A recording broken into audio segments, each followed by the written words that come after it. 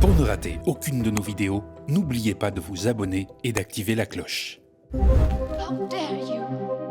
Make our planet great again.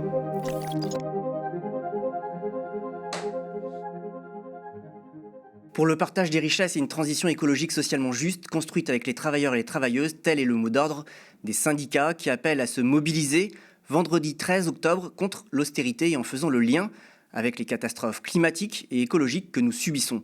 De plus en plus, le monde du travail aborde ces enjeux et se tourne vers le mouvement écologiste. Le travail serait pourtant le grand absent des pensées écologistes, selon le chercheur en philosophie de l'environnement, Paul Guilibert.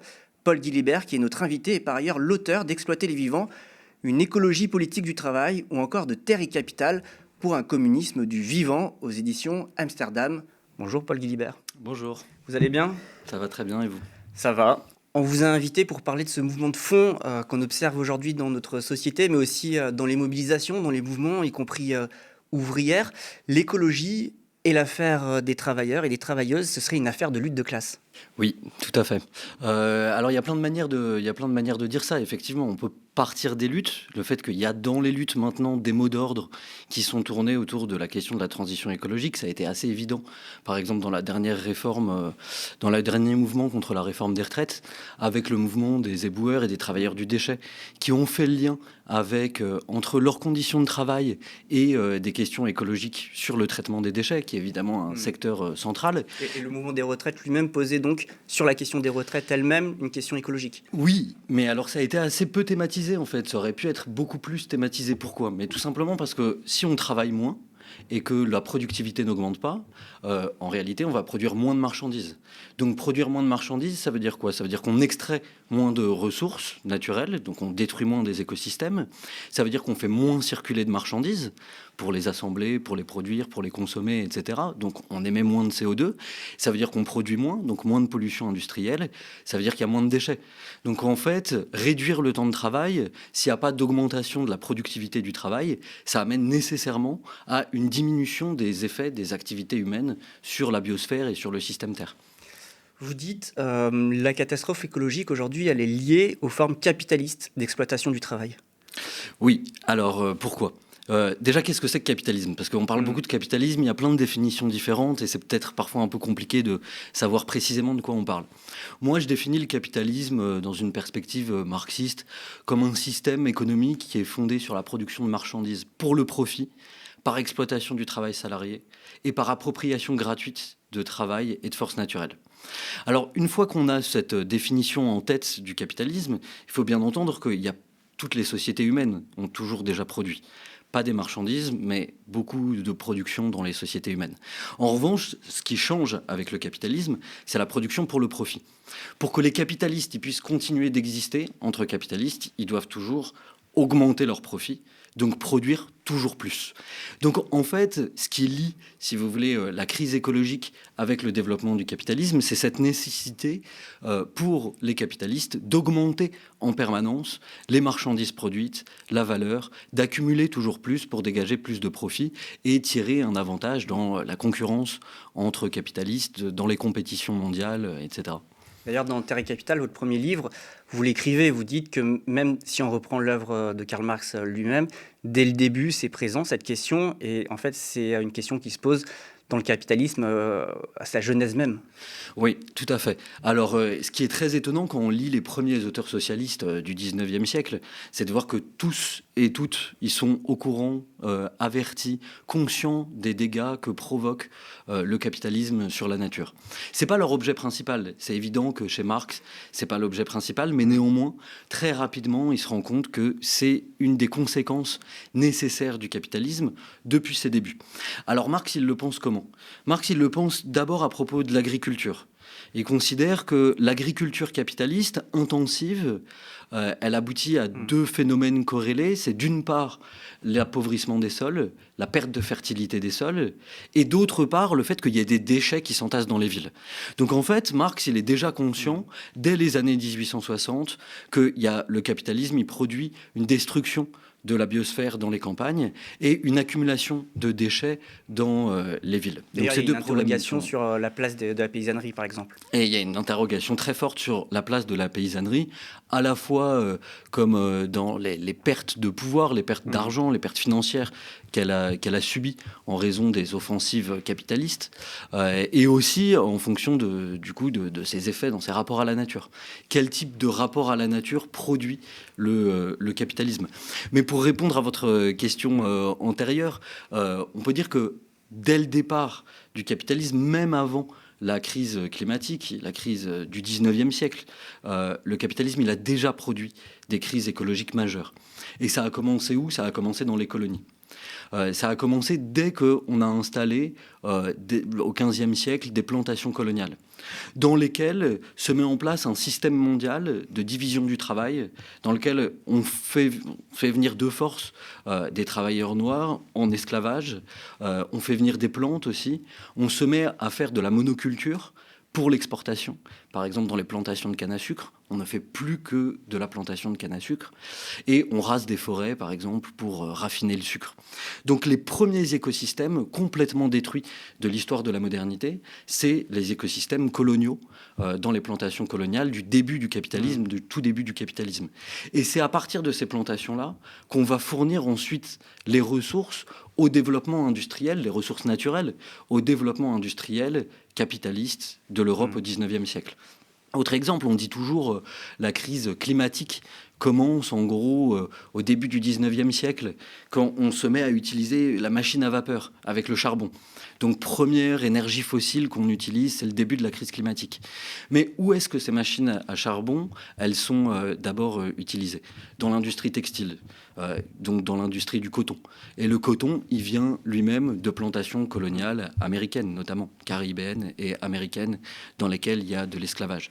Donc en fait, on voit que dès le début du capitalisme, ce qui se met en place, c'est une division internationale et raciale du travail, dans lequel les natures sont dégradées et détruites de manière différenciée, en fonction des manières dont on exploite les travailleurs. Ce qui veut dire qu'à aucun moment donné du circuit d'une marchandise capitaliste, il n'y a de destruction de la nature sans qu'il y ait exploitation du travail. Oui, c'est-à-dire que, en fait, cette question du capitalisme, de l'impérialisme, enfin, du colonialisme et de l'impérialisme, elle se pose pas seulement en termes de classe, mais aussi en termes de race. Oui, tout à fait. Pourquoi? Parce que, comme je le disais, en fait, la force de travail dans le capitalisme, elle est toujours déjà racialisée. Il n'y a pas une force de travail blanche, et puis après, des problèmes raciaux qui seraient arrivés secondairement avec, je ne sais pas, une colonisation plus tardive, avec les décolonisations, avec l'immigration post-coloniale dans les sociétés des Nords. C'est dès le départ, en fait, que la force de travail, elle est racialisée. D'un côté, il y a des travailleurs blancs, des prolétaires anglais qui sont d'anciens paysans et qui travaillent dans des usines de Bristol, de Manchester, de Liverpool, etc. Et d'un autre côté, il y a des esclaves noirs qui travaillent dans des plantations. Il y a, si on pense au cas de l'Amérique latine, par exemple, une division raciale du travail dans la plupart des sociétés d'Amérique latine post-coloniale, dès le début du capitalisme.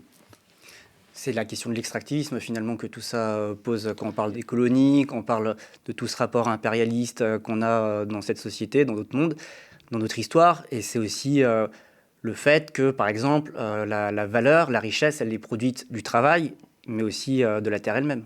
Oui, alors tout à fait, c'est la question de l'extractivisme, mais il ne faut pas non plus trop étendre l'extractivisme. C'est-à-dire l'extractivisme, c'est un mode d'appropriation spécifiquement capitaliste de la nature. C'est la manière dont le capitalisme s'approprie la nature. Ça veut dire quoi? Ça veut dire qu'il accapare le plus possible des ressources naturelles pour ensuite les transformer en marchandises et donc pour pouvoir accumuler des profits. Mais tout le capitalisme ne se limite pas à des questions extractivistes. Voilà, je veux dire, quand on produit une voiture, ça repose sur un système extractiviste, mais dans la production de la voiture elle-même, c'est pas de l'extractivisme, c'est un système de capitalisme productiviste dans lequel on met des ouvriers au travail pour faire du profit. Donc ce qui est intéressant, c'est que le capitalisme, il met toute la nature au travail, il exploite toute la nature, il extrait des ressources, mais ça, il le fait en dévalorisant en permanence la nature, en considérant que la nature n'a aucune valeur. Elle contribue à produire de la valeur, la nature, mais elle n'est pas rétribuée, elle ne touche pas de salaire, etc. Donc pour le capitaliste, elle n'a aucune valeur. Ça signifie qu'il peut en faire strictement ce qu'il veut. S'il n'y a pas de contrainte sur les capitalistes, pour eux, la nature n'a aucune valeur. Donc en fait, on en revient à la question première qui est que d'un point de vue écologique, il faut poser la question de l'appareil productif. Ben voilà. Et en fait, dans les débats, évidemment, dans les débats mainstream, dans les écologies dominantes, quand on pense écologie, on pense beaucoup à la consommation des individus. Ça, c'est vraiment le mot d'ordre. Changez vos manières de consommer. Consommer de manière raisonnée. Mais on ne pose pas de façon structurelle. Mais on ne pose pas de façon structurelle, c'est-à-dire ensemble, la consommation, les techniques et l'appareil productif qui déterminent la manière dont on consomme et les techniques qu'on utilise. Et donc c'est vraiment cette centralité de l'appareil productif qui est au cœur de la crise écologique et dont on ne pourra sortir de cette crise écologique que si on replace la question d'une transition, d'une bifurcation, d'une reconversion de l'appareil productif. Alors on voit qu'il commence un peu à le faire, mais on peut se dire c'est un sujet, un système dont les syndicats doivent se saisir plus aujourd'hui. Mais en même temps, on le voit, il a le 13 octobre, et puis on l'a vu aussi précédemment avec aussi des luttes locales. Les syndicats, les syndicalistes, les travailleurs s'emparent de l'écologie de plus en plus et ils font surtout le lien entre le capital et le travail.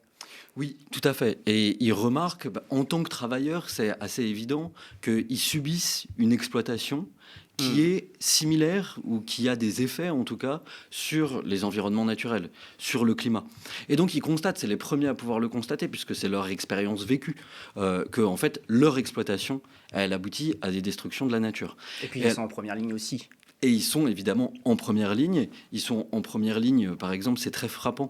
Si on prend les derniers rapports du GIEC, la question du travail n'apparaît quasiment jamais. Mais quand elle apparaît, c'est sur la question des effets du réchauffement climatique sur les travailleurs.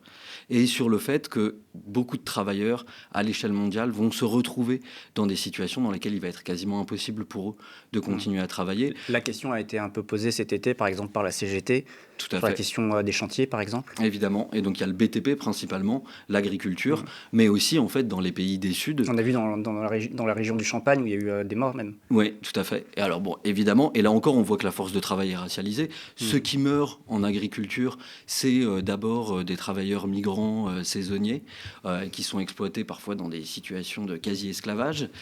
Et c'est toujours, voilà, il y a une échelle des formes d'exploitation qui est aussi corrélée à la fois au changement climatique et à la position raciale dans la société. Et donc, il y a maintenant plein d'expériences très intéressantes. Par exemple, à Grandpuits, les raffineurs de Grandpuits, il y avait un plan de... Raffinerie Total. Raffinerie Total, tout à fait, en région parisienne, où il y a un plan de démantèlement de l'usine, les travailleurs, les raffineurs qui se mettent en grève. Et il me semble que cette lutte, elle est tout à fait caractéristique de ce qui est en train de se passer, mais dont on n'est qu'au début. Un embryon peut-être. C'est un embryon ou une avant-garde, ça dépend le vocabulaire qu'on choisit. Mais pourquoi ? D'abord parce que c'est des travailleurs qui disent non, on est au cœur de l'appareil productif responsable de la crise écologique. Deuxièmement, ils disent nos conditions de travail sont liées à des formes d'exploitation et de destruction de la nature. Et puis troisièmement, ils disent c'est nous qui avons le pouvoir. Pouvoir politique, par la grève notamment, sur l'appareil productif. C'est nous qui pouvons bloquer l'appareil productif et donc faire que les dégâts environnementaux liés aux énergies fossiles s'arrêtent. Et c'est aussi eux, et ça c'est très important, qui ont un pouvoir technique. C'est-à-dire que là, l'usine de la raffinerie de Grandpuits, elle est en train d'être en reconvertie sur des projets de bioplastique notamment. Et qui fait la transition ? C'est les raffineurs de l'usine. Qui sont les gens qui connaissent l'usine et qui sont capables de la démanteler pièce par pièce et reconstruire une autre chaîne de montage ? C'est les travailleurs eux-mêmes. Donc on voit bien que non seulement ils sont au cœur de l'exploitation et des destructions de la nature, mais en plus, c'est eux qui seront les travailleurs de tous les lieux de production qui seront nécessairement au cœur de la transition écologique, quand ce sera plus simplement un mot d'ordre qui consistera à dire on fait de la planification écologique, on fait de la transition, mais quand on le fera vraiment, ce sera les travailleurs qui la feront. Et ça implique quoi ? Ça implique qu'ils ont pouvoir politique et un pouvoir technique sur l'appareil productif. Ça les place vraiment au cœur de la transition écologique. C'est vrai que de plus en plus de mobilisations sectorielles, par exemple dans la papeterie de la Chapelle d'Arblay ou encore les cheminots du fret, posent cette question dans leur lutte, cette question notamment du climat. Mais j'ai l'impression que ça ne prend pas non plus beaucoup en dehors de ces secteurs de lutte, quoi. Bah voilà, bah ça c'est toujours difficile. C'est la manière dont on arrive à gagner l'hégémonie sur des discours spécifiques. Et comment est-ce qu'on va réussir à gagner l'hégémonie sur un discours d'articulation entre travailleurs et écologistes? Bon, moi je pense quand même que c'est ce genre de lutte qui font avancer les choses. On voit comment la raffinerie de Grandpuits, ça a polarisé tout un champ du secteur écologique et des écologistes qui sont venus en soutien, qui sont venus sur les piquets de grève et qui ont intégré cette question, ou qui tentent en tout cas d'intégrer la question du travail, de la place des travailleurs dans la transition. Donc là, on voit que en fait, c'est les luttes quand même qui font avancer les choses. Et c'est sans doute des secteurs de pointe les plus radicalisés, capables de faire des grèves, capables de porter des mots d'ordre assez radicaux, qui permettent ensuite que ces mots d'ordre se répandent et qui gagnent en hégémonie. Après, pour l'instant, il y a aussi énormément de contradictions au sein des syndicats, au sein des organisations de travailleurs. On voit par exemple que la CGT, Greenpeace, Attac avaient lancé un grand mot d'ordre, pas de travail sur une planète morte, à savoir une sorte d'alliance entre organisations écologistes. Le collectif Plus Jamais Ça, tout à fait. Mais en fait, on voit que ces alliances-là, pour l'instant, c'est encore un peu, beaucoup même, de l'écologie technocratique. On lance des grands mots d'ordre d'en haut, mais ça n'a quand même pas beaucoup d'effet. Sur l'automobile aussi, il y a eu des sur l'automobile, il y a énormément de CGT, discussions, évidemment. Mais ça témoigne du fait qu'il y a des contradictions au sein des syndicats, au sein du mouvement des travailleurs, à la fois entre les bases elles-mêmes, parce qu'il y a des bases plus radicalisées sur ces questions que d'autres, et aussi entre les directions et les bases. Mais justement, par rapport aux syndicats, on peut lire dans l'appel de la prochaine mobilisation qu'il y a la question de la transition écologique qui doit se faire avec les travailleurs et les travailleuses. Vous dites dans votre livre, aujourd'hui, il faut renforcer le pouvoir des travailleurs face au capital. C'est une condition nécessaire. C'est une condition que vous dites pour cette transition écologiste qui serait juste et efficace. Oui. Je vous donne un exemple très simple. Si vous imaginez le démantèlement ou la reconversion d'un secteur de l'économie, on va dire le fossile ou l'automobile. Bon, il faut arrêter de produire des énergies fossiles, il faut arrêter de produire des voitures, ou en tout cas des voitures comme ça. Donc, il y a peut-être des emplois qui vont être perdus dans les secteurs ou dans les entreprises où on ne pourra pas faire entièrement de la reconversion. Vous ne pouvez pas avoir le soutien des travailleurs si vous n'avez pas assurer d'abord que leurs conditions matérielles d'existence sont garanties. C'est la question de la planification. Et donc, c'est la question de la planification.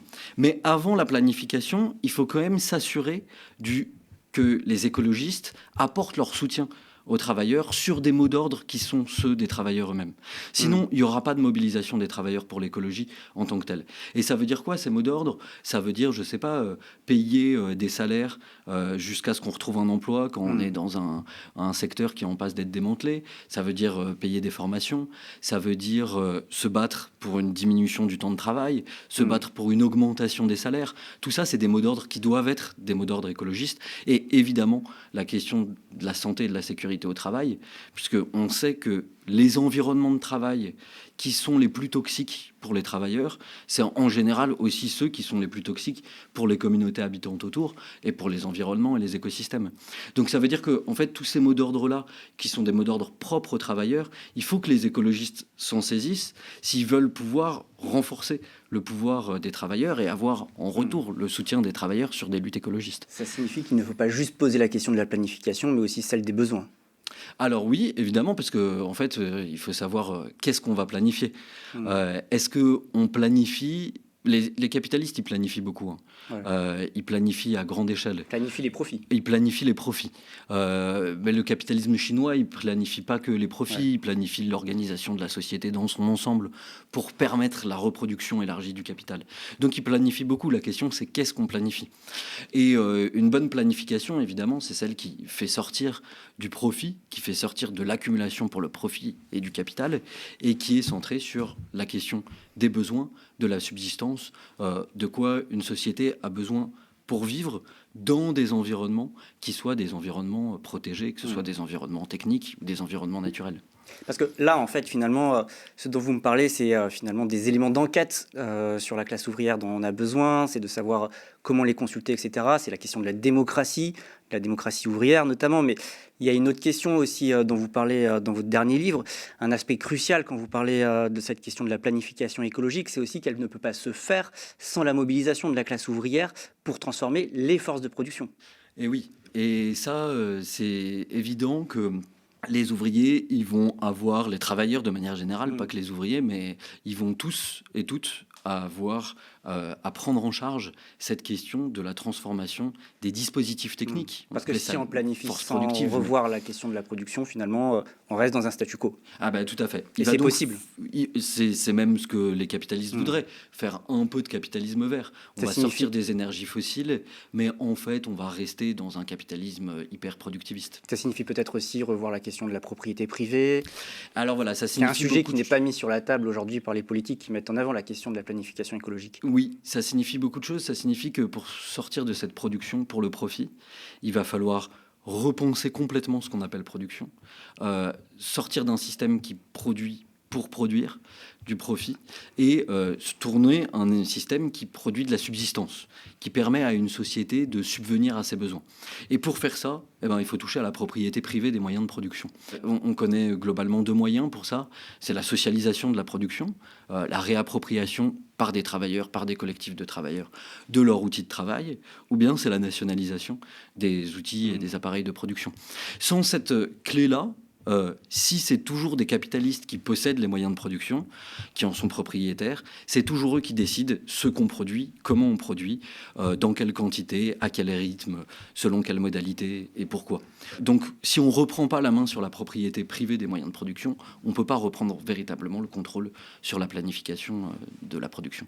Finalement, ce qui saute aux yeux, ce qui nous paraît évident quand on vous écoute, quand on entend tout ce que vous êtes en train de nous dire, c'est que les travailleurs, et les travailleuses, les ouvriers et les ouvrières sont la clé en fait, la solution au centre d'une stratégie pour inverser la tendance sur la question même du climat en fait. Finalement, on ne pourra pas faire sans eux. En tout cas, on ne pourra pas s'en sortir sans la mobilisation des travailleurs. Et ça pose une autre question aussi du coup. À l'inverse, la lutte contre l'exploitation du travail doit être intégrée aux stratégies des écologistes également.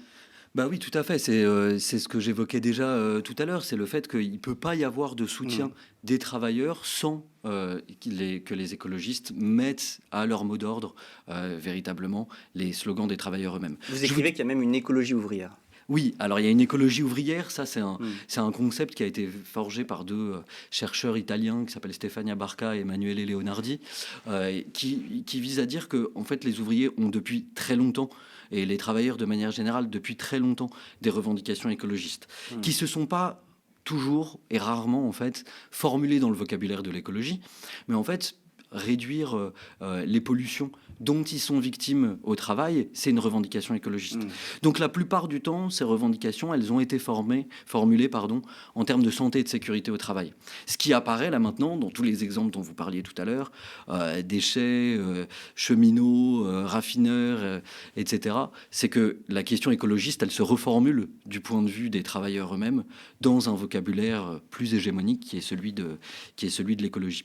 Mais je vous donne juste un exemple, parce que un exemple très important qui est en train de se passer à Florence, dans une usine qui fabriquait des composants automobiles pour voitures, notamment pour les grandes marques comme Lamborghini, Fiat, Volkswagen, Ferrari, etc.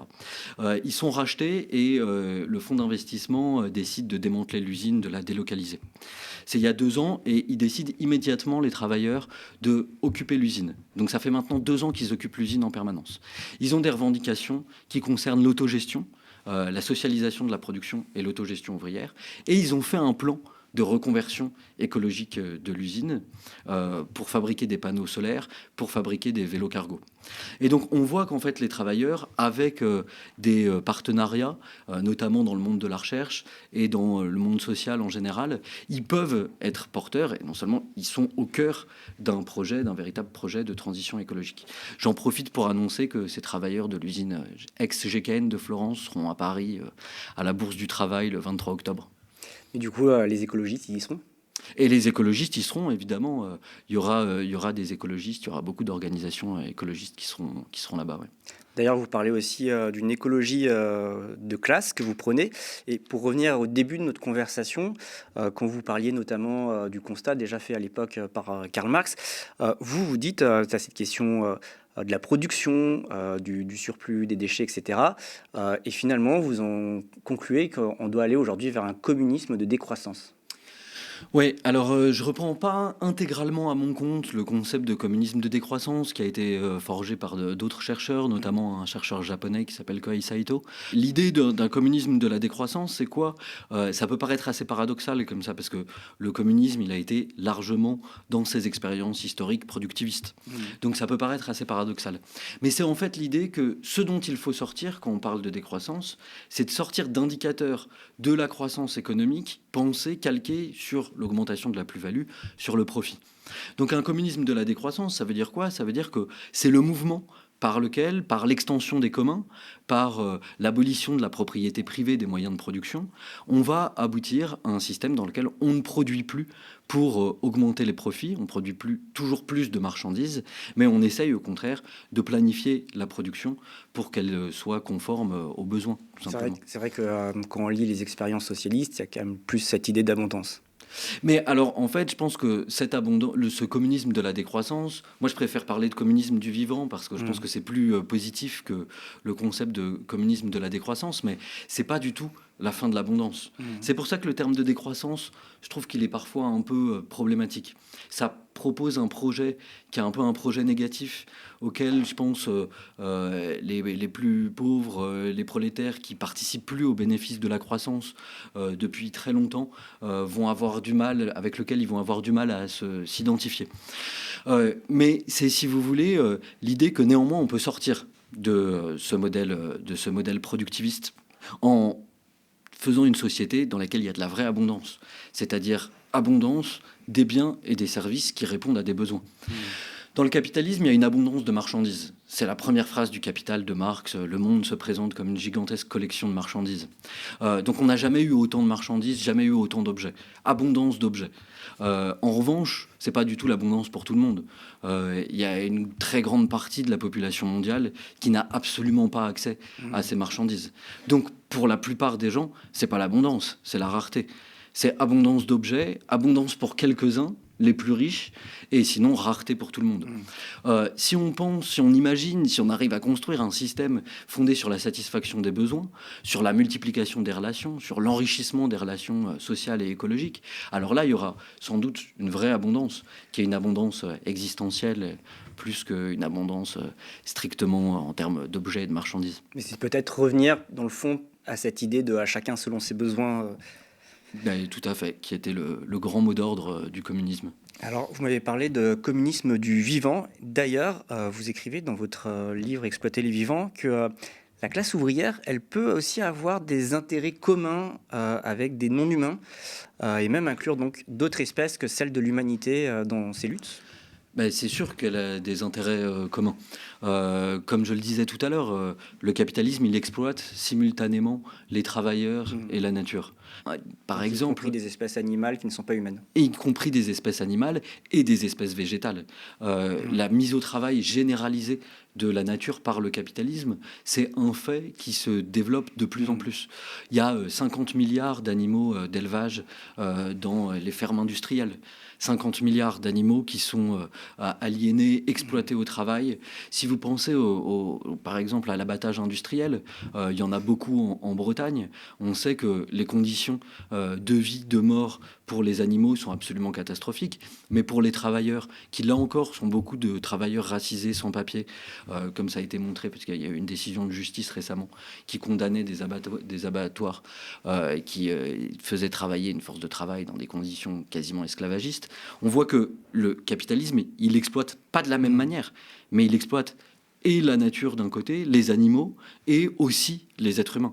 Et donc l'abolition de ce système-là, il sert les intérêts à la fois des êtres naturels non humains et des êtres humains. Vous prenez le cas de la Bretagne, mais justement c'est sans parler aussi, sans compter sur les conséquences pour les Bretons, pour les habitants localement, parce qu'on connaît les liens avec les algues vertes notamment, Tout à fait. et l'industrie du porc. Ça signifie, si on pousse la logique jusqu'au bout, que par exemple, un cheval qui tire une charrue fait partie de la classe ouvrière ?